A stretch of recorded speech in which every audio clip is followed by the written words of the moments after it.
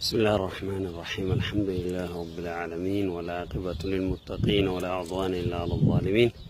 الصلاة والسلام على أشرف الأنبياء والمرسلين سيدنا ونبينا محمد وعلى آله وصحبه أجمعين. أما بعد، إخوة الإسلام، السلام عليكم ورحمة الله وبركاته. وبرينك يا الإسلام وان تكدام سجبابة تكون دبرسو بربادي دام سنين دبرسو برباديس namni tokko namni arraan tana waan irratti walii gargaaru jiru namni khayrii irra walii gargaaru xiqqaachaati jira jechuudha. namni arraan tana hamtuu irratti yookaan sharrii irratti walii gargaaraa jira. ammoo rabbii maal jaa wata'aawanuu alal birri wattaqwaa walaa ta'aawanuu alal ismi wal udwaan. aboo jara keenya khayrii irratti waliif gargaaraa, khayrii waliif facaasaa ja'a rabbiin. feesbuuk irrattis khayrii waliif gallakkisaa, gorsa adda addaa sheer godhaa, quraana sheer godhaa jechuu waan nama fayyadaa takka sheer godhaa ja'a rabbiin. waan rabbi jibbisiisaa hundarraa fagaadhaadhaa ja'a jechuudha. walaa ta'aawanuu alal ismi wal udwaan. aboo badii irratti waliin gargaarinaa ja'a. gariin namaa rabbi naaf isaanillee haa qaceelchu inumaa hedduu namallee dallansiisa.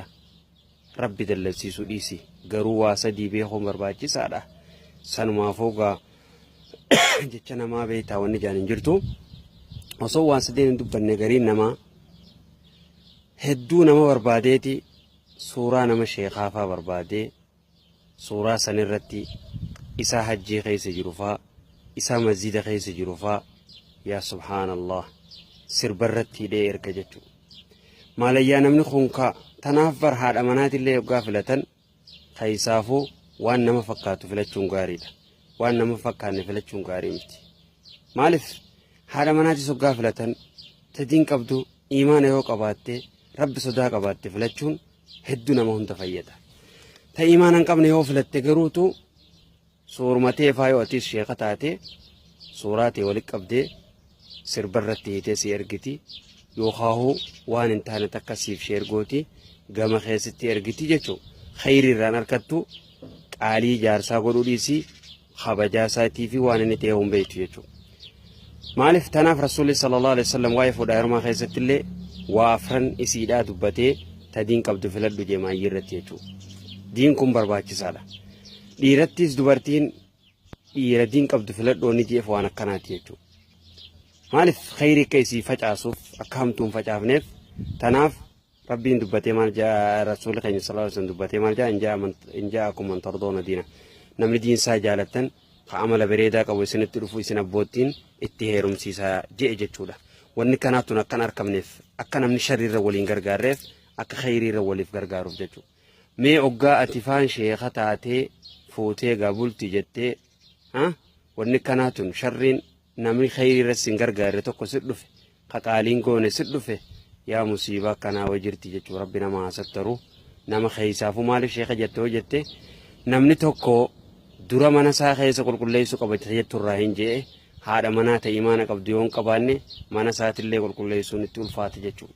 yoomiyyuu taanaan ilmaan isaatuu diina irratti guddachuun ni jabaata yoo haati manaa jalloo taate, yoo haati manaa ta khayrii hin qabne taate jechuudha. yaa subhaanallah. tanaaf rabbal aalamiinaan wata'aawanuu alal birri wattaqwaa walaa ta'aawanuu alal ismi wal udwaan jedhe. aboo jara keenya hamma jirtan khayrii irra walii gargaara, dilii irra waliin gargaarinaa jedhe. namoota tokkootu jira amma waan kana yeroo hedduun dubbadhe maas hiriyaa oggaa qabdu gurubbii feesbuukaa tana keessa nagalchi je'eeti gurubbii irratti erga. yoo gurubbii keessa galchite warra qunnamtii godhu barbaadeeti achirra sheer godha. tanumarraa haquunu yeroo hedduu musiibaa takka jechuudha. yeroo fudhatti jechuudha. itti naquudhaaf maqaan isaa islaama yoo laalte Muhammad, Ahmad, maa Ibrahim woo makkanaa kana jechuudha maqaan isaa. maquma gartee kaani jiraa miti maqaa nama islaamaa tokko gartee Abdurrahmaan, Aliyyi, Maali woo makkanaa kana maqaan isaa. hujiin isaa garuu waan biraati. subhaanallah. yaa rabbi nama hunda qajeelchi. rasuulli keenya sallallahu alaihi wasallam maal jedhan man dalla alaa khayrin kafaa'ili. namni khayriirra nama qajeelchee akka nama ifii dalageeti jan su'aa barkata jechuudha. maaliif nama tokko khayrii yoo gallakkifteef yoo khayriirra qajeelchite su'aa rabbiirraa harkatta jechuudha. tanaaf obboleen keenya mee warreen gartee Facebook irra jirtanis warreen gartee Facebook irra wal agartan kun hawl geessanii jirtan kun yaa abbaayyi Facebook keessan kana qulqulleessaa osoonii fi Facebook keessan sharriin irra jirtu ruuhee yoo isin keessaa baate khasaaraadha namni waan isin gallakkiftan kana laalu khayrii yoo taate sawaaba isinii deema yoo sharrii taate dilii isinii deemaati tanaaf obboleen keenya rasuulli sallallahu alaihi wasallam maal jee man sanna sunnatan hasanatan falaw namni kharaa bareedaa tokko namaaf kharaa godhe sawaaba qaba sawaaba namni san dalagullee qaba ومن سن سنة سيئة خراب دا نمني خراغوري أكسمت غرتي ديلي قب ديلي نمني سندلا غوري سر تجري تجچو تناف ربها صدانو خرا ربها ديبنو أبو يا شمرن كينيا يو ربين غرتي نما غرتي إيمانك أبو جلي سنجراتي سخرمن دي موجديما يو نما جلاتاتي سلاوت دياتنا دا نما إيمانك أبو فلدا أبو أتسل مديرة دبرتي إيمانك أبو أرر إيقلي لالدو